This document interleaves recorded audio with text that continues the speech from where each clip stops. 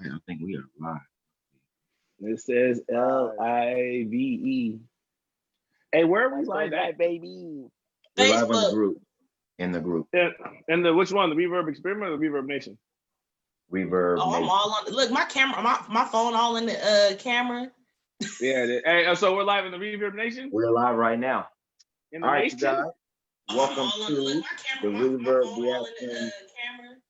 Whoever got their audio on, you come right up to turn it My down. bad. You all good.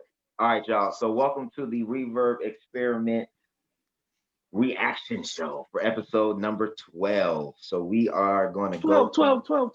and we are going to talk about some of the things that we liked and some of the things we wanted to expound on a little bit more, and we wanted to give you guys the opportunity to be able to tune in and give your guys' reactions. So we even got the air horn, man. Hey, let me hear it one time. Let me hear it. So let's go. So I want to just, first of all, man, thank y'all for joining us on a Saturday morning. And we want to just, man, how's everybody doing? Photo B, how you out there living, man? Because you wasn't on the episode, so we want to check in with you, brother. Oh yeah, I'm doing smooth. You know me, always moving and grooving, living life, trying to be the person everybody think that I am. You feel me? It is natural habitat, the car.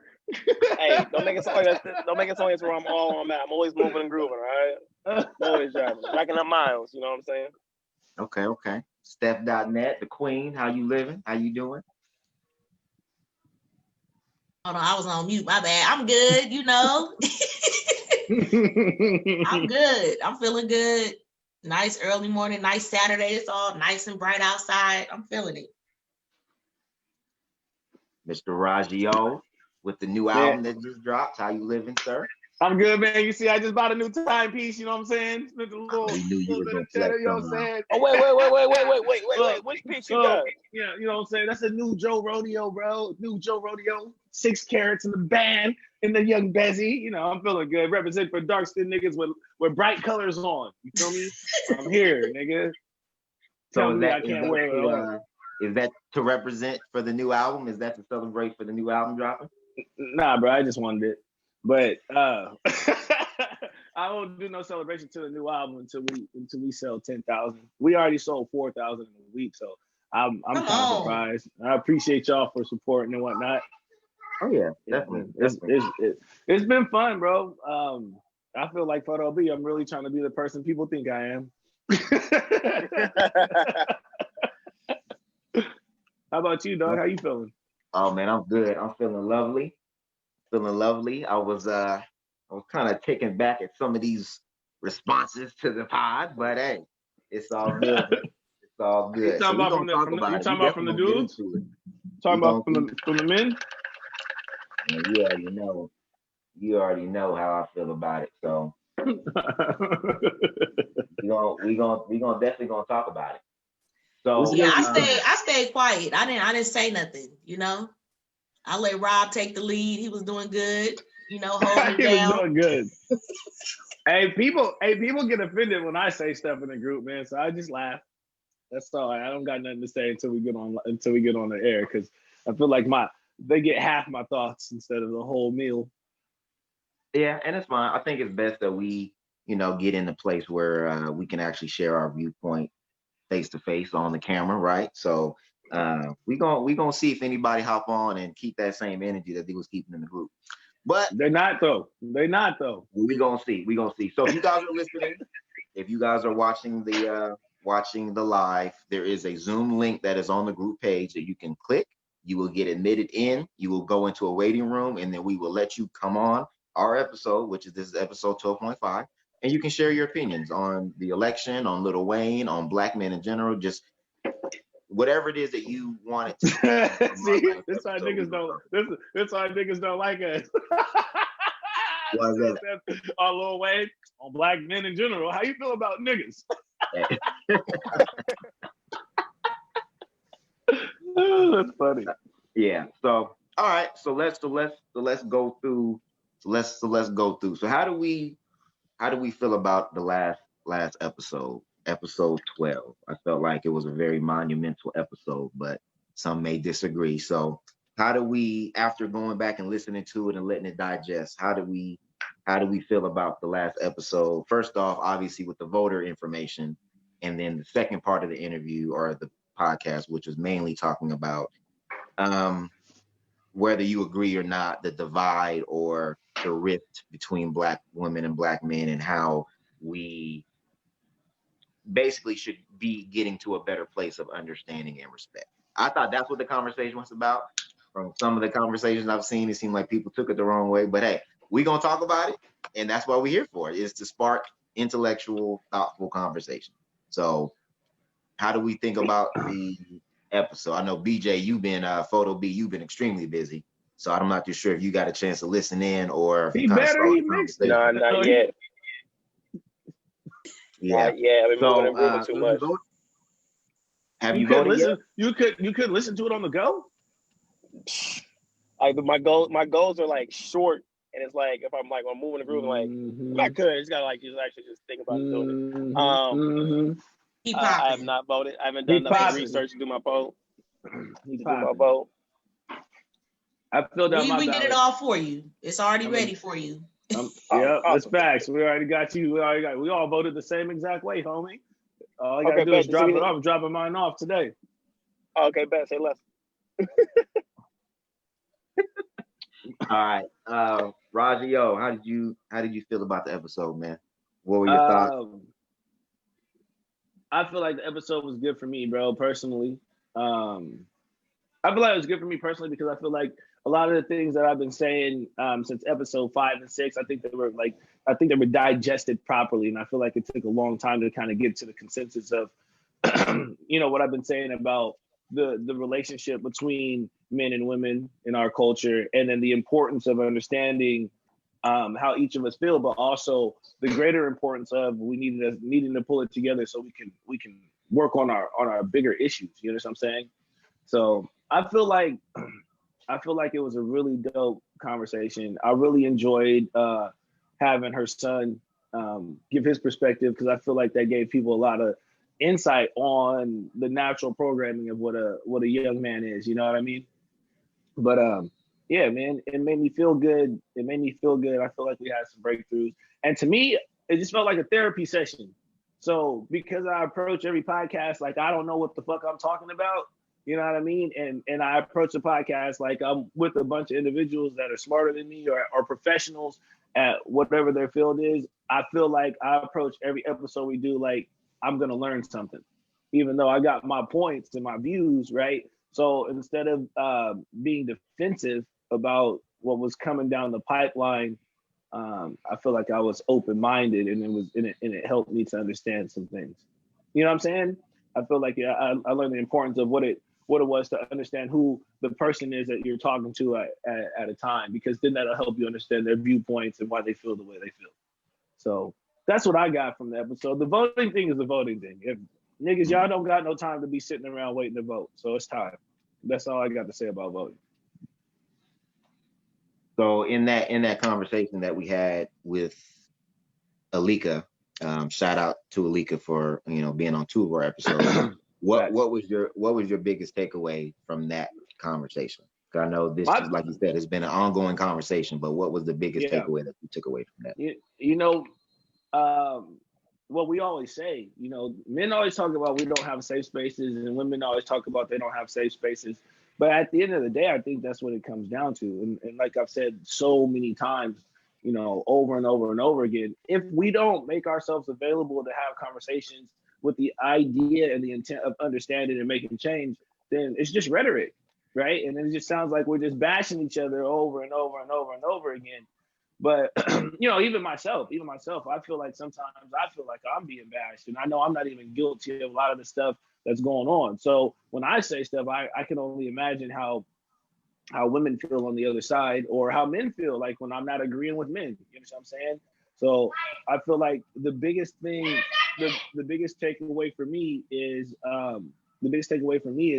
being able to put my ego aside and put my feelings aside, and really just try to digest what the women are asking of us, and also being able to educate them like we did on what the real thing is. But ultimately, bro, all of our goals are the same thing. We all got the same goal. And I just think that the nuances and things, and especially people like myself and you and Photo B, you know, I really took away that, damn, bro, like it's so much work out here for us to do. I feel like we're fighting from behind the 8 ball. You know what I'm saying? And I feel like there's a nigga shooting us in the back while we're trying to fight from behind the 8 ball. So I mean, it just feels like it's a shitload of work. I feel responsible, but I feel like it's so heavy and it's so large. I don't feel like just a few of us could get it done. You know what I mean? It just feels like a mountain of masculinity that we got to plow through. That's how I feel. I hope these niggas come on and fight with me because I'm ready. I stand by everything I said on the episode. Yeah. And I think the bigger picture, I mean, we can have fun saying that we want to, you know, argue or fight, whatever. But the really thing is that we need to get to a place to understand. And for Black men, and we'll be able to enter this, we'll be able to talk about this a little bit later. Before we get to Steph's, looks like we have a visitor. So let me see who this is. Hey, that's Hello, iPhone user. We don't know who you are, but can you introduce yourself and let us know where you're calling from? Are you talking to Chuck? All we see is iPhone user, so that sounds like you. Okay, hold on real quick. Let me fix that part. Start the video. Okay, right here we go. Your homie Chuck T right here. Let me see. I don't really fuck with iPhones, but I'm gonna get more, you know. There you go, Chuck Taylor. There you go. This is Ronnie. What's up, big bro? I seen the homie Ronnie on here. I seen the homie Ronnie on here, and I had to give him some shit. What you talking about, nigga? You ain't talking about shit, nigga. Hey man, we talking about, you know, man. Hey, look, this is Chuck T is one of the fucking most introspective dudes that I know. So when we're talking about the relationship between. Oh man, I came in here to fuck with you, and you gonna give me some credit and shit. Yeah, nigga, hell yeah. I'm gonna put your ass on the spot. Hey, cause you fucked up. That's what happened. You brought your ass in here, so now you got to talk about how you feel about the relationship between Black men and Black women, bro. Like, you know, the narrative. Let me break it down for y'all. Cause I'm hold on. In here. And voting, because we got election day coming up on the 3rd. So let's do that conversation, and then we got to talk about that too. But go ahead. Sorry, sir. All right, number one, we definitely got to vote, but I don't think it's on us to change the landscape. We'll talk about that though. Mm-hmm. Listen, what subject were you touching on? Because I hear some coughing and all type of other shit. So let's talk about the relationship between Black men and Black women. It's majorly fucked up. It's majorly fucked up. So what do you see? Because Black women feel and are unprotected, right? And then Black men feel disrespected, right? So well, my question for you, just that first question, how can a Black man feel disrespected by something that he is taking no part in at that moment? If a woman is unprotected and she feels unprotected and she's raging, screaming at all these different Black men saying, I wish you'll die. I hope you go to jail. I hope you get shot. I've seen it, a lot of this shit on the internet from like 2016 on. Like they started saying shit like, you know what? Like, fuck you. I hope you get shot. I hope you die. You know, I'm like, God, man, these women, like, I'm thinking these women is going crazy. You know what I'm saying? Like, but then I'm like, I'm not part of that situation. The Black women in my life don't feel that way about me per se, right? So that's the individualistic thought process, because I'm looking at how beautiful Black women treat me and how protected I am, you know, and how much of a protector I am for the Black women in my life. You know what I'm saying? So, but that means nothing if I'm not talking to other Black men. That's what I came up with. Bingo. If I'm not talking to other Black men, such as you're doing right now on this podcast, if I'm not telling another Black man, hey, bro, you can't do that. Like, if I'm not policing my own brothers, like, no, I'm not gonna let you use my house for a place to cheat on your wife this weekend. Actually, no, you can't say you was with me this weekend. Actually, no.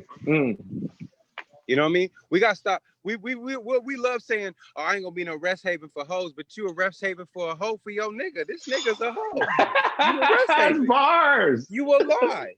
You That's a fucking bars. lie. That's bars. You've been a rest haven since you was 16. You've been lying for this nigga. Every baby he got that he can't pay child support for is on your back, nigga, because you said you was with him. And y'all was innocent. Y'all was just at the studio. Y'all wasn't doing, there wasn't no bitches there, right? Except for Facts, the one bro. you was tugging in the bathroom, right? You was tugging her in the bathroom. You was tugboat in the bathroom. Hey, but this is what I was talking about, y'all. This is what I'm talking about. These conversations, and shout out to you, Chuck, bro, because I have a men's group. I believe that, and it started in the pandemic, bro, because there are so many things shaded our actual need for therapy. And the pandemic ripped that blanket off of niggas. You sleeping in the cold on top of the bed tonight, nigga. Facts, bro. Now, face your real problems. Who are you for real? How your money running for real? Who are you really for real? Now, build a fucking men's group. Build a group with your men. Quit. Like, it's okay for women to be part of the conversation, but listen, we need to be doing our own therapy as men. How do we be the big piece of chicken, nigga, if we not gonna take it upon ourselves to do that healing? If I'm gonna turn her into my unpaid therapist, she's my leader. I'm not the leader. She's my leader. So Chuck, what it sounds like that you saying is that men need to be self-accountable. And we need to stop, and we need to stop taking, when women express their personal experience, we need to stop taking it personal and thinking that they're talking about all black men. That you we see need how to look intelligent at this brother is? I work. never even met him before. You see how intelligent this cat is? This is why, Chuck. This is why we started. This is why we started the Reverb, so we can have these conversations. But I'm happy. I'm happy that you called in, because everybody knows you. You're one of them guys that everybody knows, right? Everybody don't give a fuck. No, that's true. But I don't know if they don't give a fuck. But I know for a fact that you and I, even jokingly around in my comments, you know what I'm saying, talking about the relationship between men and hoes, and you know what I'm saying. Listen. Let me clear that up for you, Ronnie.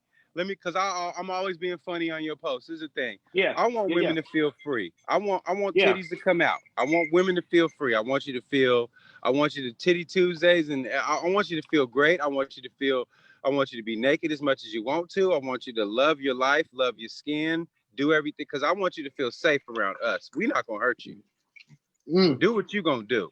That perspective is big. That perspective is big, though. I like titties. So bring them out, please. Because if you gotta feel unsafe, then it's up to me and the men to clear that space so that you can feel safe. Get these weirdos out of here, man. Because y'all want to put your booty on the sink, baby. Put your booty on the sink. But I'm never going to put my trust in a person with bad ethics. Okay, facts. So if I always told you, I say, let these hoe, but it's hoe ethics too. You got to be an ethical hoe. You can't just be a hoe. This is why I love this nigga, bro. Like, is you just slide niggas?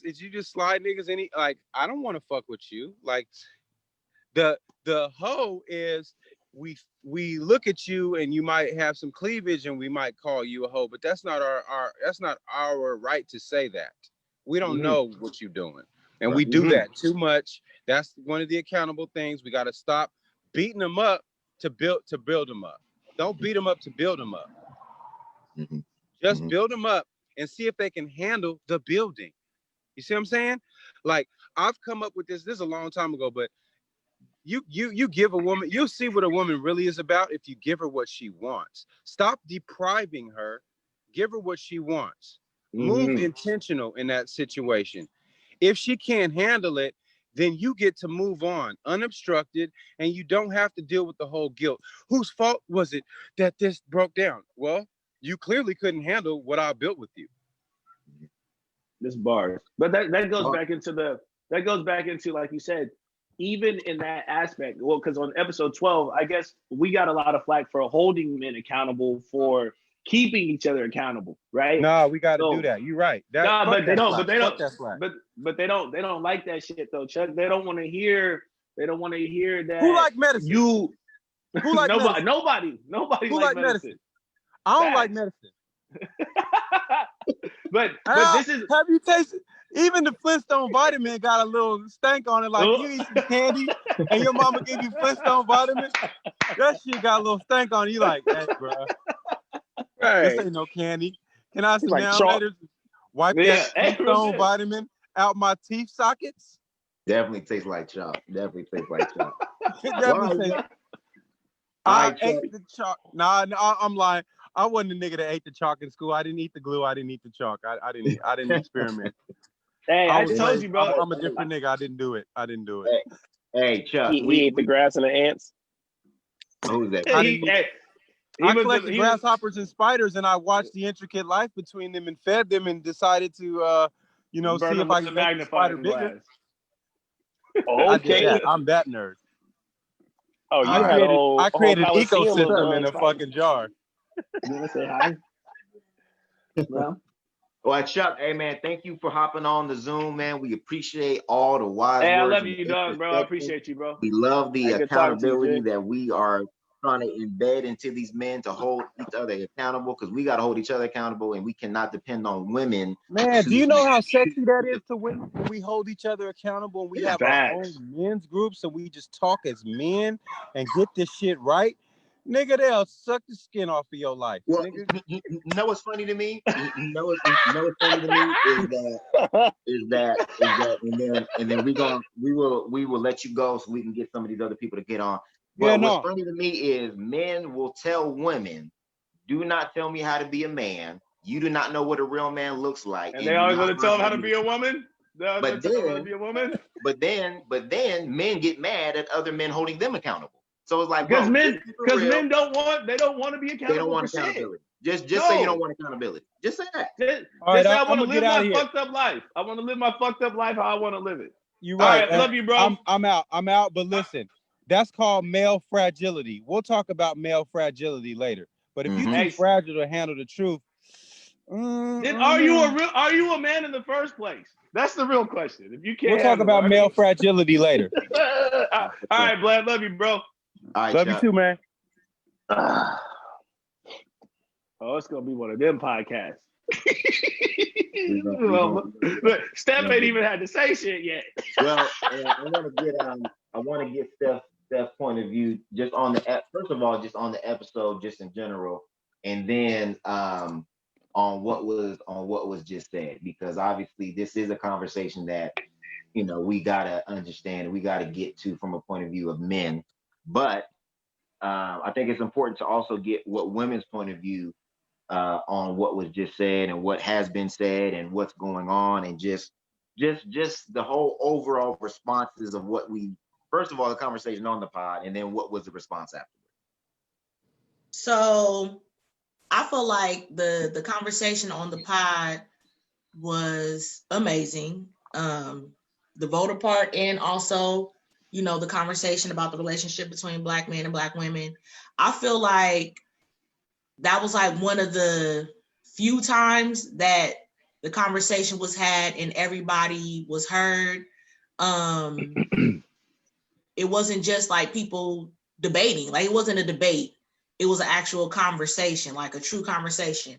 So, I mean, I really appreciated that. I appreciated what Chuck had to say for sure, because that's literally what we've been saying. Like, literally, a lot of times when we air our grievances about Black men's response is, well, it ain't me, but we need you to do the work with other Black men, because they're not gonna listen to it from us. We already know that, and that's what I was saying when you was like, ain't nobody said nothing. I'm like, I'm taking the back seat and letting the men do what needs to be done. You know what I'm saying? And it's crazy because, y'all will be like, oh, we loud and, we all like, we literally giving you the space to lead and do what need to be done. Like, Rob got that. He gonna check him. You know what I'm saying? Like, I feel like that's just where I was at with it. I'm like, I really don't even have to exert my energy arguing with a man when there's other men that are stepping up and doing it, and that's literally all we want. Right. Literally. Right. Okay. So. And you know what? And I think that's totally fair. I think that men should, for one, be the first to step up, and then men should want to take that. For not only just that accountability, take their responsibility to check other men. I think it's funny though when I think in that situation it was one of the things where he was saying he was speaking on behalf of women on how they feel. So it's like when you're talking to another man, it's like it's hard to get through to him when he has a misconception of how women, for one, think and how women feel. And it's like, bro, you can't have an opinion on how women feel or think if you have not talked to women. If you are Bars. I mean, that's his personal experience. And I feel like, I mean, in that situation, it's kind of like what Alika said on the episode of sometimes the vibration just ain't high enough for me to want to engage, honestly. Because I mean, I hate to say the conversation ain't gonna go nowhere, but I feel like sometimes people still got a little bit of ways to go before they're even willing and open to listen to women anyway. So right. That was one of the points. So that was one of the points that we honed in on a lot on episode 12 is the mental maturity. You got to be an emotional maturity to be able to sit down. You can look at people's lives and you can see their process of growth, right? And you can kind of tell by talking to someone who you're going to be able to engage with as like this is why we work so well. We work well because each of us we can yell at each other and we can fight, and then we can be like, I understand what you're saying, and get back to business. You understand what I'm saying? Because we're okay with making the changes to make each other comfortable, to accommodate how each of us feel. And that takes a certain level of security. An insecure motherfucker could never be like, I'm gonna change so you can feel, so I can make you feel good, so this overall picture can be drawn better. You know what I'm saying? Mm-hmm. And that's the thing with a lot of these men, is that since there's so many men lacking in the community, they're not, and we're always developed to be, yo, man, you got to go check that nigga. Don't let that nigga check you. Don't let that nigga correct you, right? So it's implemented into our brains that when you start seeing opposition, you know what I'm saying, you got to be harder than the opposition. And you can't do that with women. You can't do that with the people that are supposed to be our backbone, our support system, and the people that build us up. Mm-hmm. You know, we got to be able to identify the situation and move accordingly to how, to what the situation is, to what's best for both people. Right. I think men need to learn how to better compartmentalize these conversations. So, and we were just seeing in some of the groups where feminism was brought into it, and then the LGBTQ community was brought into it, and then the left, and then the progressive, and dude, you're pulling in a lot of different things into one conversation, and let's just simplify it and let's just break it down. We're not talking about feminism. We're not talking about the LGBT community. We're not talking about progressive. We're not talking about the left. What we're talking about is Black women, whether Republican, Democrat, progressive, conservative, big, little, fat, skinny, do not feel protected around Black men and feel like Black men have not stepped up to the plate. That's the conversation. That's it. Mm-hmm. There is no, now, if you wanted to get deeper into the conversation, is there some groups or some people that maybe use that avenue to break men down and to Absolutely. question masculinity, and is there an attack on masculinity? I mean, that's a different conversation for a different day. Do I feel that way? I think there are some conversations that are counterproductive to what true masculinity looks like. I think we have to, as men, we define that, and the respect and the pride that you take into protecting your women in your community should be one of the qualifiers of who a real man is. You can't call yourself a real man and you not protecting the women that are in your very own community that look just like you. That's not a man. I don't care what you say. And you can sit up and feel some kind of way and feel disrespected or feel like somebody is breaking you down or breaking down your dignity or whatever you want to call it. The bottom line is dignity is your self-respect. That means nobody can take that away from you. Nobody. And if you are allowing somebody to do that based on the fact that they are sharing their own experience on what they have seen in their life that may or may not qualify to you is crazy. It's crazy. I know what I do on an everyday basis. So Alika or Steph can say anything and say, oh, black men ain't shit. That don't apply to me. Because I know what I do on an everyday basis. That don't apply to me. So why would I feel some kind of way about that unless I felt like it was a personal attack? And if I felt like it was a personal attack, there's still a different way to go about that.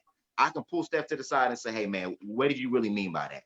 Like, were you saying me or were you saying just the men that you dealt with? And then there's a more productive conversation. But for you to jump on the defense already and then you go on the attack when it might not have even been about you. And this all started because of a tweet that had nothing to do with nobody. That's because it's deeper than that fucking tweet, bro. Like he said, fragility is way deeper than the tweet, dog. I feel like if you took your time to go out and make a meme and hashtag blame black men, I feel like you are the problem. You know what I'm saying? Instead of having the conversation, and it's hard sometimes. It's hard for a lot of these dudes to rationalize having a conversation when they feel like they're always on the defensive, right? But you're only on the defensive because you're not doing what you're supposed to do in the first place. And I feel like I run my castle, bro. Everybody in my circle is protected. You know what I'm saying? There's nobody that's gonna ever come in here and disrespect people that I love. You know what I'm saying? So I don't feel the same insecurities as a lot of black men do when people like you said, like Steph or Alika or anybody holds them accountable, bro. She's not saying it for no reason, my nigga. You know what I'm saying? It's not like it's made up. Yeah, if everybody's saying the same shit, everybody can't be lying. You know what I mean? And black women, I think one of the other reasons why black men get so offended is because they feel like they have no voice. They feel like if I say something to a black woman, she's not going to take what I say seriously. So then why should I take what she says seriously? But that's childish. That's like saying, oh, if she says something that's true for me, and if I say something that's true for her, and if she doesn't listen to what I gotta say, I'm not gonna listen to what she gotta say. And it's like, but then you say these conversations are counterproductive. In order to be able to get to a place that is productive, you have to listen to understand and not listen to reply. So if somebody's saying something that's true, you got to eat it. Just say, okay, you know what? You're right. And if you've expressed something that you feel like was not heard on the other end, then again, the same thing that we said on the episode, some people may not be mature enough to hear constructive criticism and then take it and then apply it. So if you express yourself and it wasn't heard, that doesn't mean then that negates that other truth. It means that conversation, you might have to table it and have it at a different time. So I feel like we have, but I feel like in general, when people are having these conversations, I feel like you can't have this conversation without some kind of solution or shit. Just like when you leave a meeting, you got action items of what you gonna do once you leave that meeting. We didn't just sit here and talk for 30 minutes and we gonna leave here and not have shit to actually put into place. And I feel like a lot of times the conversation does happen and you never even get into this is what we need or what we want. Like you never even got to that part because you was so busy debating. Bickering, actually right. Like, oh, well, black men be doing this or black women be doing this. You going back and forth on that and you ain't even got to the real question. That's what I was saying on the episode, bro. Like we got I used the example of the flood. We got a small portion of the building flooded, and if we don't get together and fix this right now, it's going to erupt into a bigger situation, right? Yeah. And I think that it's very, very hard to find. I think it's very hard to find two parties that are mature enough to really sit down and have the conversation, right? And then it's just hard. It's really hard because everybody's kind of grown up and set up in their own ways. But that's why I think the women have to hold the women accountable and the men have to hold the men accountable. And it's really leading by example because black people aren't people that you can just tell and they go do it by themselves. they got to actually see results first. You know what I mean? Like, I wrote a post the other day that says the support breeds support, and that's not true. Success breeds support. They support you after they see that it's winning, after it's functioning. And I think it's a terrible fucking mentality. But you know, everything in our life is the show me state. Show me why I should do this, right? I'm not jumping on the bandwagon unless everybody else is on the bandwagon doing the same thing. And I think that this is the perfect form of what it looks like to have those conversations. And I appreciate Chuck said it. Chuck said it. Alika said it. I think everybody that's come on the Reverb Experiment has given us credit and given us props for being a forum where we can have these conversations. Facts. You know what I mean? So, and with that conversation, seemed like right after we had the conversation, Lil Wayne came out and endorsed Donald Trump. So how do we feel about Lil Wayne after we had the conversation on episode 2, and we already kind of called it? We on episode 12 now, and we called that shit. Come on now, we on the right side of history. What did I say, bro? What did I say about Lil Wayne? No, I know. I think that's an example of what Chuck just said, is that black men protect black men because we feel like we're in some type of fraternity and we got to have each other's back, because if we don't have each other's back, nobody got our back. So I'm going to go with Roger first. So how do we feel about the Lil Wayne endorsement of Donald Trump? Bro, you know how I fucking feel. You already know how I feel, bro. If there's a circus, you're going to find a clown. You know what I'm saying? And this whole election shit has been a circus, and all the clowns is doing clown shit. You know what I mean? I can't base my fucking electoral vote on a fucking knock. I'm sorry. You know what I'm saying? I can't base my electoral vote for a nigga that says racism doesn't exist. I can't base my electoral vote on a nigga because he got saved by a white officer. Now all police are good. I can't take his advice when you say black people are the fault of our own murderings by police. You know what I'm saying? Who this nigga think he is, bro? He doesn't even live in fucking reality, bro. He lives in Syrupsville, USA, nigga. Okay? It's not, I can't, bro. If this was trash as fuck, he would definitely get trash as fuck. Him and all 8 of his blonde dreads he got left, nigga. I can't fucking deal with this nigga, bro. It's the corniest fucking shit I've ever seen in my fucking life, bro. Wayne, you are trash as fuck, nigga, on a Saturday, bro. And it's not even official. You know what I'm saying? And then the nigga tweets about the platinum plan, and bitch, you can't read. He don't even write his raps, nigga. He freestyles, bro. So now you going in there and you're reading government documents and you don't even write your own raps, nigga? The fuck out of here, bro. That nigga's trash, bro. Photo. How do you feel about the Lil Wayne endorsement of Donald Trump? When did we as people decide that we're gonna just take celebrities' opinions and run with it when it comes to making decisions for our lives or anything like that? Like forever. Like nobody who's saying, "Oh, you should vote for Trump," knows how I live my life.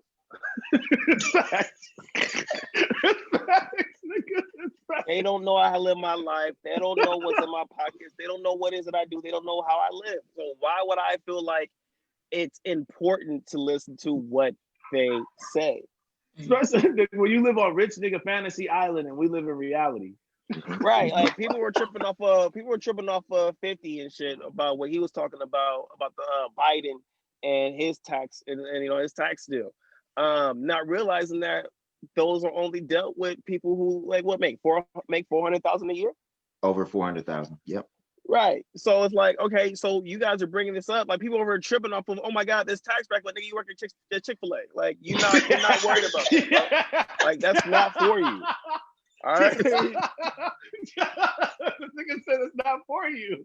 It's not. So it's like, fight your own battles, bro. Fight your battles, because the battles that they're trying to fight and shit only caters to them, not you. I feel the same way. We already talked about Lil Wayne just being willfully ignorant and nobody pulling his coattails, and you know, it is what it is. I was not shocked. I don't know why people were shocked, but again, we already had this conversation on episode 2. We talked about how his Black Lives Matter comments, and then we talked about what was the other shit he said? Oh, the George Floyd comments. Oh, so God. I'm like, he already has had a pattern of doing this. I just feel like you said on that episode, we be giving passes, not us, but just as a whole, Black people be giving passes. And it's like, why y'all shocked? He already showed y'all who he was, and y'all wanted to ignore it because you like his music. Like, come on now. And then as far as like with 50 comments, I feel like you can vote how you want to vote. You know, I understand that the tax plan is going to affect you differently than it's going to affect me. But at the end of the day, somebody said, you know, take note of the celebrities, your fave celebrities that don't give a fuck about you for a tax break. Like, remember that when you buying this music or buying whatever alcohol or watching Power or whatever the fuck you do, remember that. Putting money in these niggas' pockets that they don't want to help you at all. At all. You don't matter. Oh, right. You got to think about, like, what is your motive to be endorsing this person? You see your money, bro. It's always money, exactly. Bro. It's money, right? It's so how can you expect that, like, you tell me to vote for him because you getting paid? So Jasmine, shout out to Jasmine. Thank you for tuning in, Jazz. She says, since when has Lil Wayne's decision skills ever been something we want to follow anyways? That's true. And then Chuck just said it's the class division where they hope poor Blacks will follow the word of rich Blacks, so they prey on them as a resource to cause further division to get Black people to chase wealth and not invest in each other as a resource. Let's go. That's fire. And that was going to be my point, was we got to understand that 50 and Lil Wayne and a bunch of other rich Black people, they got to a place, or they got to a class where we talked about this before, where there's this metaphor, or there's this thought that there's only one pie. And if they don't get their slice, that they ain't ever going to get it. So they're going to do whatever they can do their slice, which is why they vote conservative. They want to keep things the way they are. And with their taxes, they thinking that Biden and the Democrats and the left are coming after their money. So they will side with Trump and with these Republicans because they want to keep their money in their pocket. And it's sad because the very same people that supported you, that bought your albums, that made you big, that went to go see you show, that the only reason why you popping is because the culture stamped you and said you are hot. So now the very same people that got you to where you are at are the very same people that you are shitting on because you want to keep your money in your pocket. When if it wasn't for the culture, you wouldn't be where you are at right at this very moment. But again, we already said this. Wayne has already said very disparaging comments about Black people his entire career. He is talked down on Black women. Him and Lil Wayne were on his podcast talking about how much they love light-skinned and foreign women and how they did not find Black women attractive. So we cannot be surprised at these comments because they've already said it. So if, again, and I've said it on the group, you cannot be for Black people and you cannot be for Black people and against Black women. It don't go together. So anytime I hear somebody talk about, oh yeah, Black women, I only find them attractive, I want a Latina, I want an Asian little bride because that's foreign, that's different. Anytime I hear comments like that, you already getting the side out.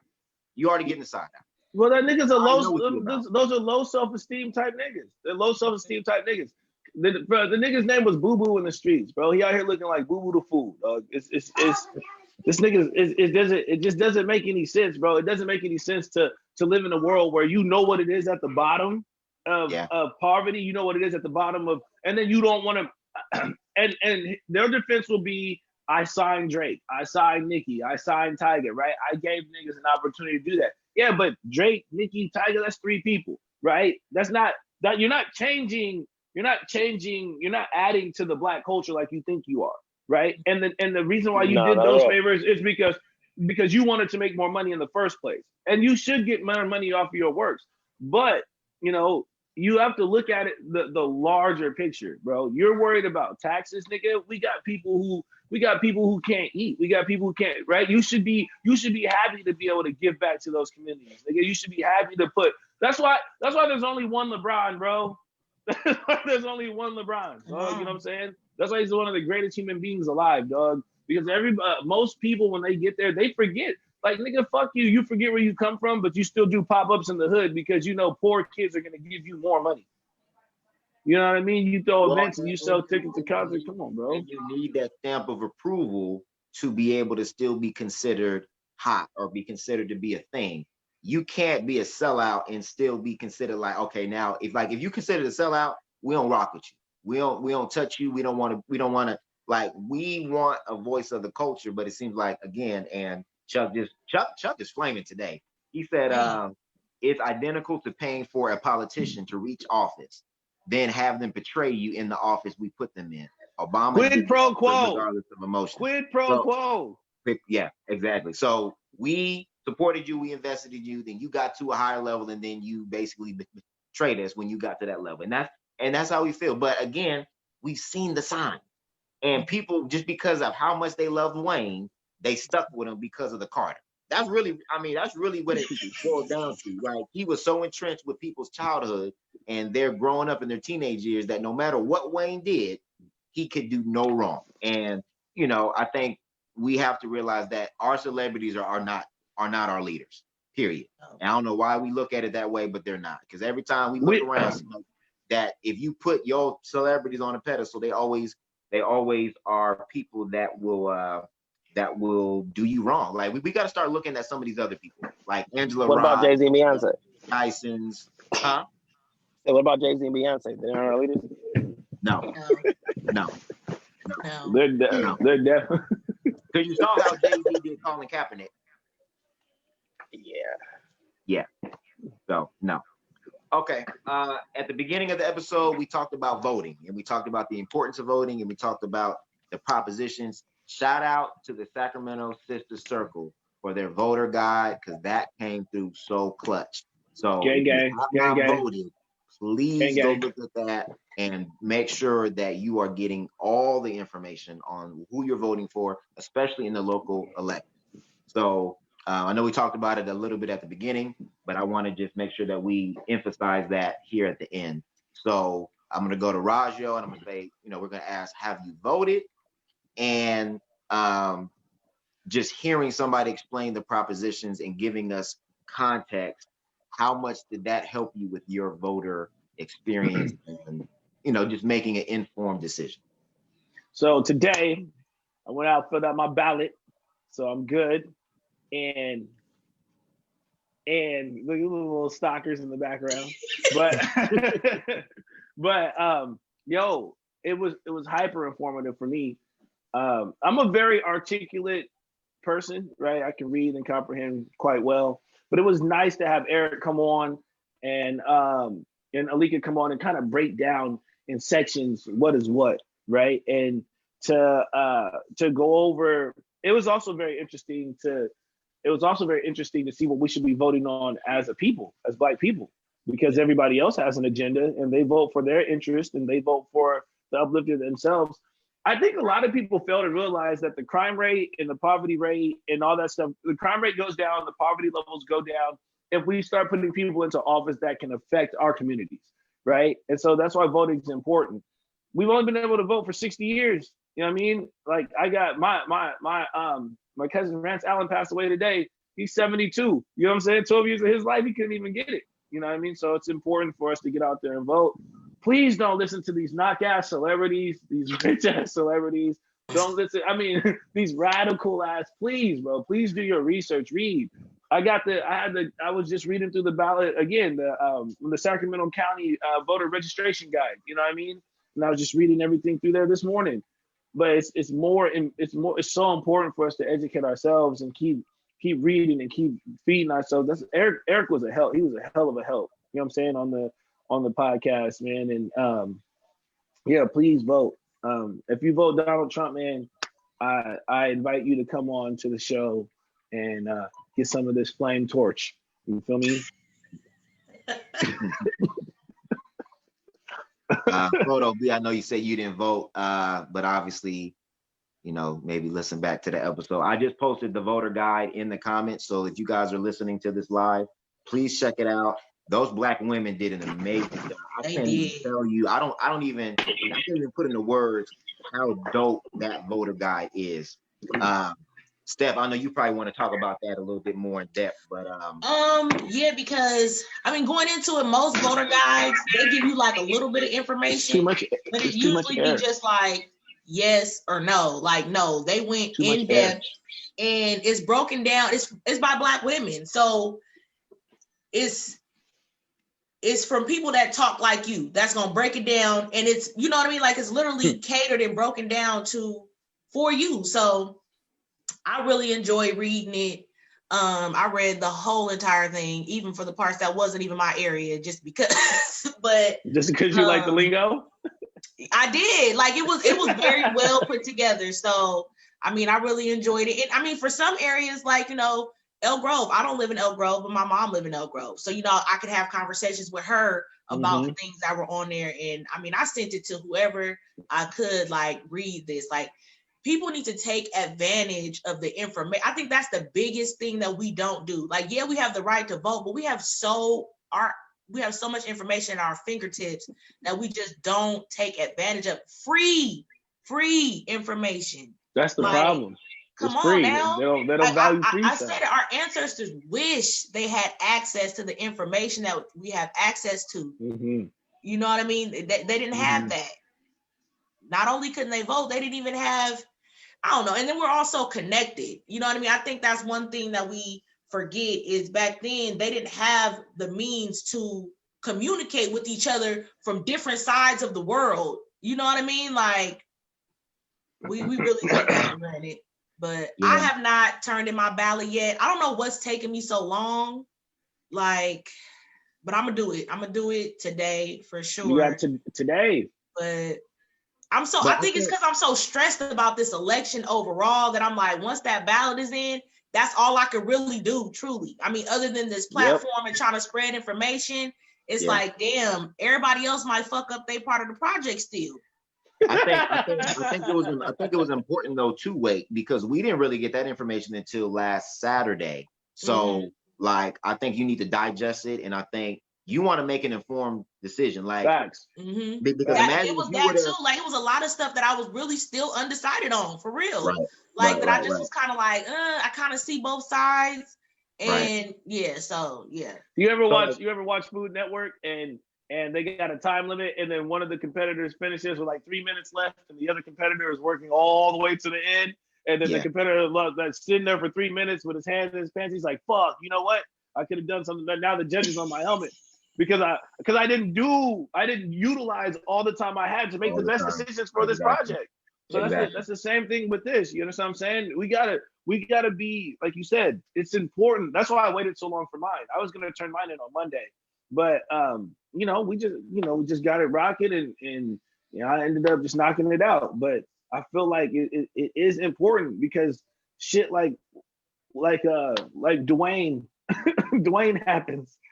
We got to go back and fucking repair the fucking patches in the inner tube, nigga. God damn, it's killing us, I think what Steph said is like spot on. I think for us, even for me specifically, like I remember the first year I voted, it was super intimidating. And it's like, okay, I'm thinking like for most people, you just voting just for the president, and then you get the ballot and you're like, oh, like, what is this?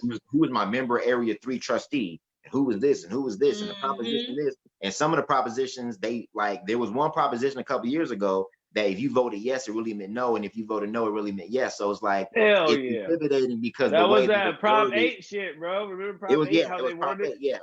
So like the way you read it is kind of like the SAT, like how the SAT was deemed to be somewhat prejudiced because a lot of the verbiage and a lot of the way that it was written was not for Black people. So like when you are reading those ballots, it's very confusing for somebody that's not in the political realm. So for me to have this voter guide, it was like, yo, they broke it down so smooth, and then again use our language so that way I clearly understood it. Not to say I don't understand other things, but this was clear and concise. And when you are voting for the first, second, or third time, you already feel intimidated because you feel like you haven't been paying attention to politics. And then when you finally open it, you're like, I want to make the most informed decision as possible. So we got to take advantage of these resources, especially here in Sacramento. What I thought of is, what about these rural areas, like down in the South or even in California in rural areas like Reading, Stockton Red Bluff, or Reading or whatever, yeah. where you might not Mhm. have a Black community like we do in Sacramento that will break this down for you, and you're voting and you don't know what is in your best interest or not. Like I was watching a documentary last night on sharecropping, on how slavery continued well into the 1950s, and because they were in these rural areas, they didn't even know that the civil rights movement was even moving. They thinking that they just doing it, and That's what I said. They didn't even have the ability to communicate like we can. We know what's going on in Flint. We know what's going on in, you know what I mean, in these other areas. They didn't even have that. Right. So they were still working on the plantations for free rent, and they were not allowed to leave until, like I said, like they interviewed one of them, and he was saying not until like the 1960s did they realize that they had been freed. So it was like, we talk about slavery ending way earlier than that, but in a lot of these rural areas where you are on 5, 6, 7, 8 acres of land where you can't escape, you don't know what's going on in the rest of the world. And that, though, I'm not saying that's going on today, but what I'm saying is the information is like this. It's the today, same, yeah. Where in these deep southern states, you don't have Black women making voter guides for the whole Black community because you're separated, you don't know what's going on. It's still that oppressive feeling that they have, that same, civil rights, separatist, that oppressive feeling that's on them. So we are truly blessed to be able to have something like this. And I already shared it. I will continually share it. But we need more conversations like this around voting and mid-elections and between, because it's just like when you are getting introduced to a new craft or a new training or a new job, you need somebody to kind of walk you through it the first couple times. And then once you get it, then you're like, okay, now I can better understand what's kind of going on. Like I would even hopefully we can maybe get with a couple of people that are more versed in the politic world and even have like a voting party or have something where we kind of go over some of the importance of what it is. And then you can make your own decision, but at least you have, again, an informed decision. Because a lot of people that are voting, and that's what we talked about on the show again, that Trump and a lot of these politicians bet on dumb voters. And a video or two or an ad or two will be like, oh man, or a celebrity or two. Or a celebrity or two. And then they'll go based on what they say, and they'll say, and there's a lot of people that love Wayne that will say, oh man, Wayne endorsed Trump. Okay, well, hey, I'm gonna vote for Trump because Wayne is my favorite artist. And I want to be rich too. And I feel like people try to, they feel like if they align their views with certain people, that they'll get to their level. Like, nah, bro, you're not. You still gonna be over here poor as hell, not getting no tax breaks. With no work ethic. So how do you hear Biden saying he's going to, that nobody under making $400,000 is going to get taxed at a high rate? How do you hear that? And then still to try to align yourself with Trump when your ass is making $33,000 a year. Trump ain't. Our taxes actually went up during Trump. I know my taxes did a little bit. So, bro, but it's not. It's. You're asking people to be logical and intelligent, and to read and to comprehend and to consider life. And if you voted for Trump, hey, that's your prerogative. Our ancestors voted for the right to vote. They didn't fight for you to only vote for the Democrats. Because I have issue with the Democrats too. So, but them niggas is racist too, bro. If you don't vote for me, you ain't black. That's just the stupid stuff that's being said on both sides. So, but the bottom line is the importance of voting, and local and state elections are going to directly affect you, and you need to know who your council members are, who you're voting on the city council, et cetera, et cetera, et cetera. So before we break out, please, if you have not listened to episode 12, you need to go listen to episode 12 before the whole 3 hours. The whole 3 hours. Or if you want to skip, we did timestamp it to make it easy on you. So before we go, if there's anybody here that's listening on the live that wants to hop on and express their feelings or express their views, please do. The link is in the comments. You can hop on. You can chop it up with us. We want to hear what you got to say. This nigga everybody talks about wanting to get on the pod. But then when we give the opportunity for people to get on, they don't want to get on, and they don't Well, want to. well, this is the first one. We're gonna give them a chance. They gonna see it. Then they can decide maybe the next one they might want to hop on. They see how it go. Yeah. And especially like with women, I'll tell you this: with women, we not just gonna hop on no shit, and we not cute, and we not together. Like you gotta be prepared. We ain't looking for the women. We ain't looking for the women. We looking for the men. I'm speaking for the women. I'm just saying why we don't hop on. They don't if you FaceTime a woman and you didn't tell her ahead of time, she not answering. Because she got to be ready and she got to be cute. And it is early, and it's 10 a.m. on a Saturday, so people got football games. Come on, man. Nobody wanted to get on with Photo B walking around looking like a Naruto anime character, nigga. They didn't want none of that fucking smoke, nigga. Why do you treat him like this? Look, he's trying to unmute. He ready. Hold on. Let me be. That nigga's over there like camera jitsu. Over like Asuma Sensei. Oh, Sensei B. Instead of Super Saiyan, Super Nigga Volume 2. I'm so done. I hate y'all. That nigga super movie supposed to be slandered. Gotcha. Oh shit. He might not be on the pod last episode, but he's still gonna get this work. We still gonna find a way. Nah, but we appreciate everybody that was tuning in live. Hey, what kind of watch is that? Huh? That's it. What kind of watch? It's the heist. Ooh. It's the heist. That's icy. Ooh. It's still JBW, baby. Okay, sweetie. So you gotta go get your bird kid. We're gonna go ahead and wrap it up. Thank y'all for listening. Thank y'all for paying attention. Thank y'all for commenting. Shout out to Jasmine. Shout out to Chuck. Happy birthday, Jasmine. It's her birthday. Happy birthday, Jasmine. Oh, birthday. I didn't know that. I wish we would have hopped on. We could have wished happy birthday. Happy birthday, Jasmine. We want to shout out to Reverb Nation for always supporting us and always when we need them. Yeah. Please go listen to episode 12. Make sure that you turn in your ballots and make sure that you vote. And if you can just continually keep sharing. So we are going to be doing this every Saturday weekend after our episode. So that way, if you listen, then you can then hop in. You can then share your views, share your opinions, because a lot of y'all have a lot of good things to say in the group. And we would love y'all to be able to get on and share it so that way other people can hear and see what you guys have to say.